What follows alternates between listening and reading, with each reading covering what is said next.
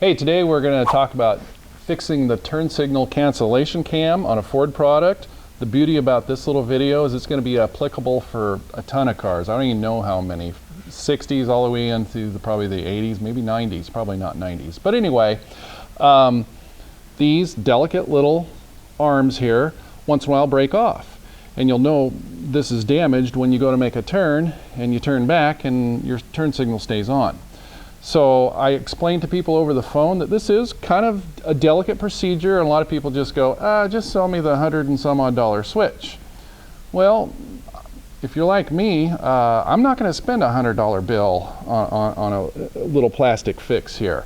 I drove my Torino for years and just had to hold the arm down. Well, Don fixed it the other day and did a great job and did it in quick time, and he pointed out some of the areas where people get hung up. I said, hey, let's do a video over here on this Cougar so other people can do this.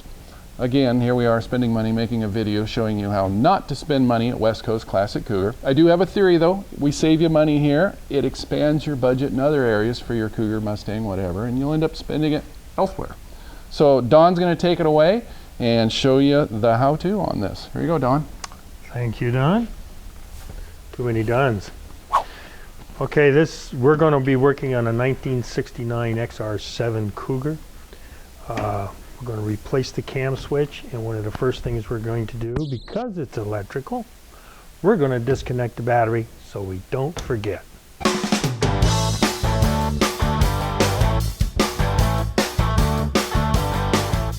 Okay, the first thing we should do is, because we're going to take the steering wheel off, and driving it in here, we know that our wheels are aligned. We want to be able to put this back on so we're not driving around the road with this cockeyed.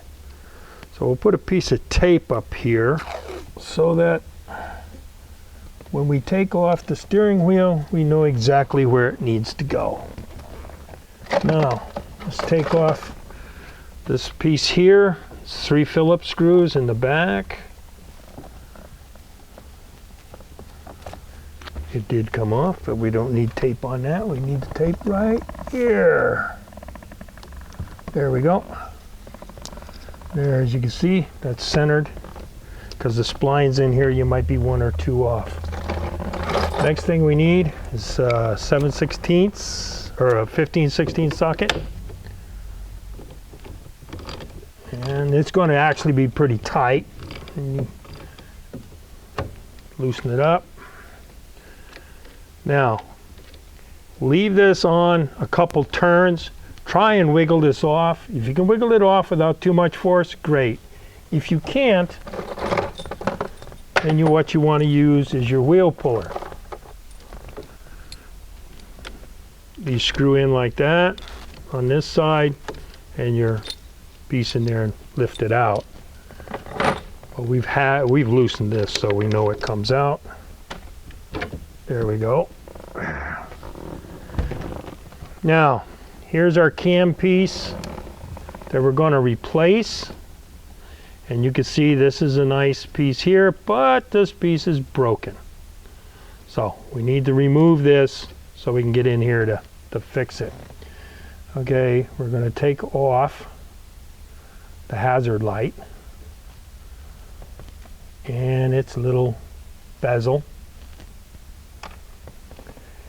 And then we're going to loosen up this piece and loosen it to a point. Okay, now we've left the screw here. This is a tilt wheel. A tilt wheel has a screw, a hex head screw. A fixed column has a clip, a spring clip that fits in there. And when you take it off, you'll end up breaking that clip. But this is a tilt, and that's why we can unscrew it. Makes this job really easy.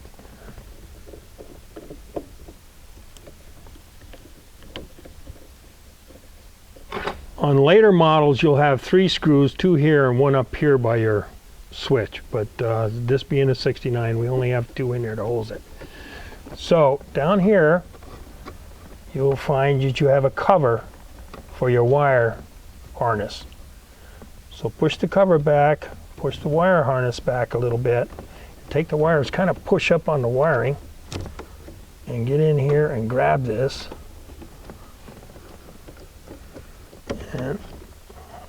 pull it out. Now you're up and out a little bit. You got a little bit of room. This is tilt wheel. This is spring loaded. You don't want to mess with that any more than you have to.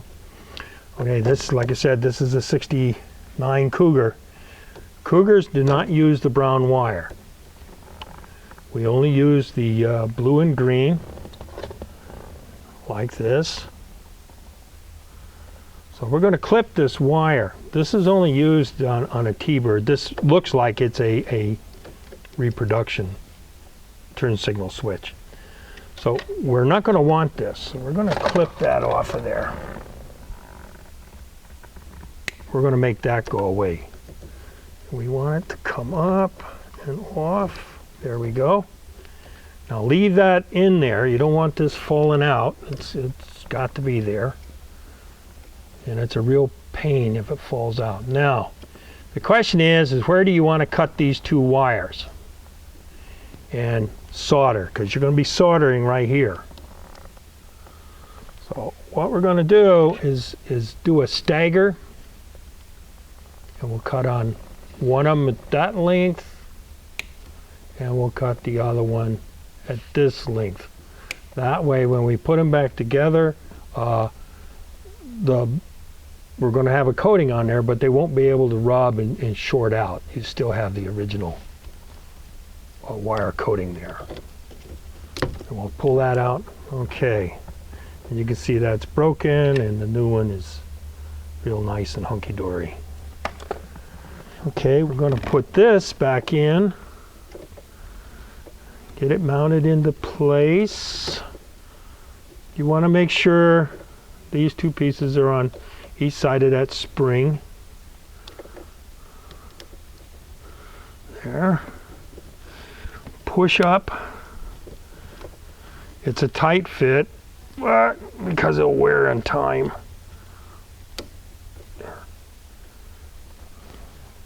Now on this plastic stuff, what you really want to do is put it in there and back off on it, put in a little bit of pressure, back off on it a little bit, and you're going to feel a little click. And when you feel that click, go ahead and tighten it up. That aligns your threads.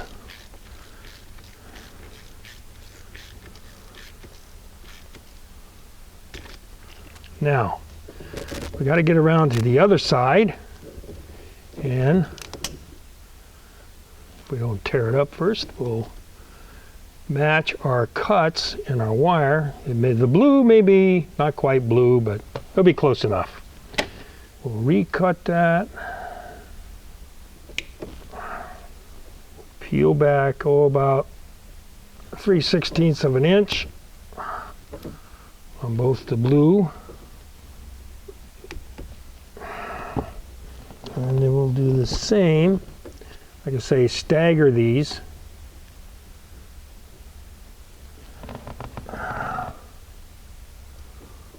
Green.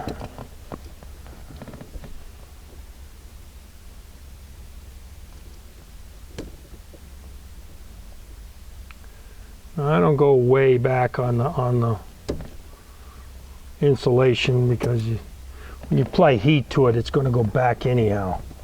You can use crimps. This is a convertible. You get a lot of moisture in here. And with crimps, one, they take up so much space and you really don't have a whole lot of room. And two, you're still going to have to solder it, and you probably get a cold solder and eventually it'll corrode and it won't work. And you'll be back doing this again. That's a little painful. And I'm going to get my little soldering tool, get it cooking while I'm doing a couple things here. I'm going to put, before you start soldering, if you're not wearing glasses, put on a pair of safety glasses. I use flux. Flux helps my solder get onto the wire. Some of these wires have a varnish on them. The solder, when you heat it up, will help eat that varnish off and you get a good solder joint. If it pops and it gets in your eyes, you're going to be unhappy. And all I do is just take the wire, stick it in,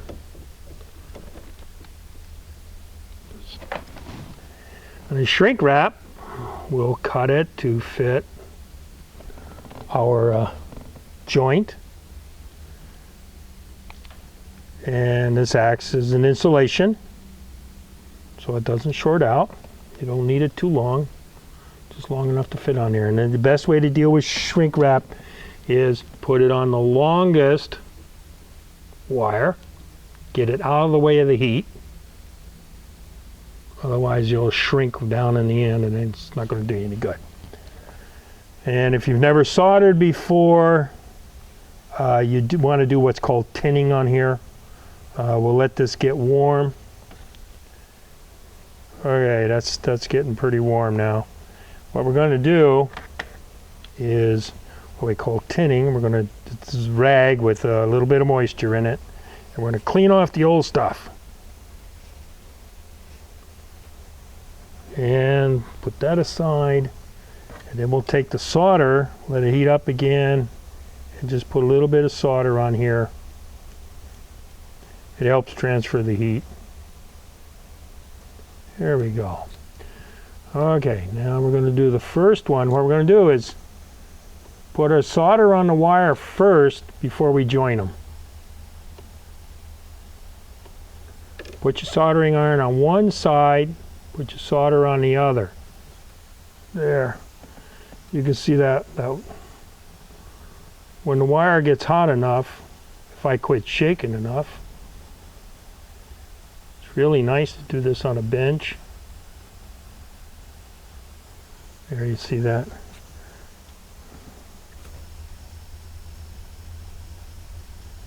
You see I put it on the one side and it's melting through, and that's what we want.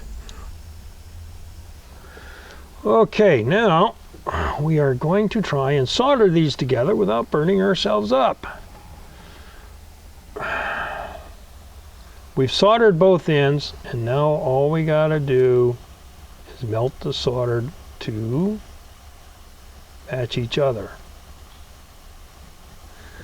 What I really want to see, I want to see the solder between the two wires flow to each other. So I know they're okay on the wire. There. See, they're melted together. It almost looks like one piece. Now what we're going to do is we move the shrink wrap over our little joint, and we'll just run this right on there to shrink it down. It'd be better with a heat gun, but you're not always in a position to have a heat gun. This will work, and take a little time, don't burn it.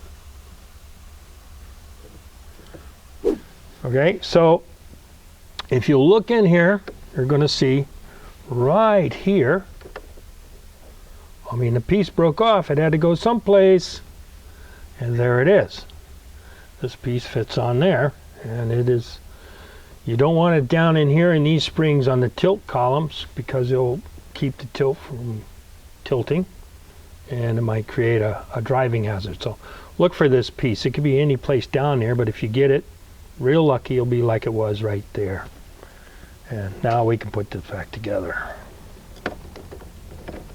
Remember, we turned around and helped it up. Well, we're going to reach down here and help pull the wiring back down. Now you got two locator pins that are going to fit. Push the hazard button down where it fits over. There are two locator pins. That's your locator pinhole there and a locator pinhole there. Get that lined up. Take our two screws and bolt that down. Okay, back off just a hair on that until you feel the clunk. There, you heard it.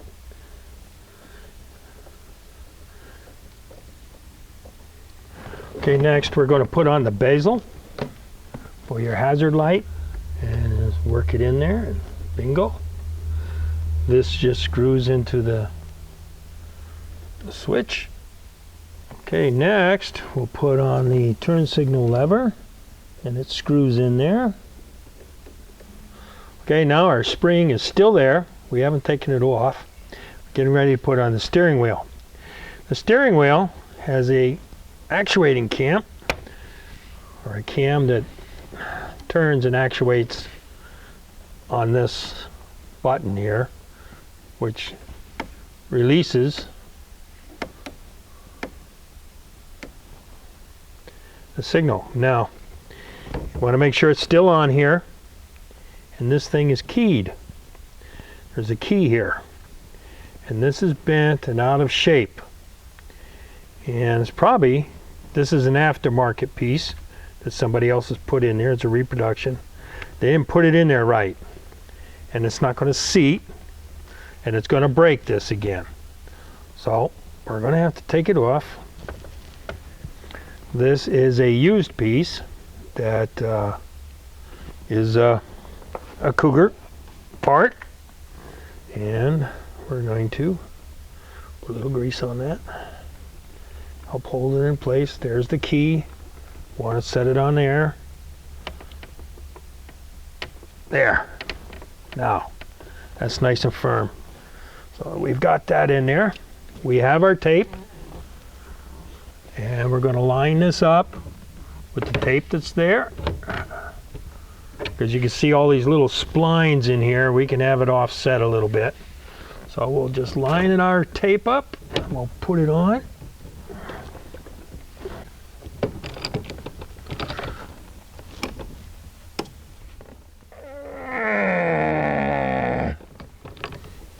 You want it nice and tight. You don't want to go down the road like without the wheel. Okay. Put that back on, and we'll put our 3 screws in the back. There we go. Okay, so we've put everything back together. Went in, put the battery cable on. Proof's in the pudding.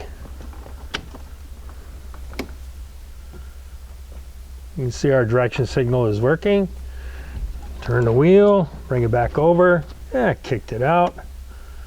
And we'll bring the wheel around, bring it back over, and it kicked it out.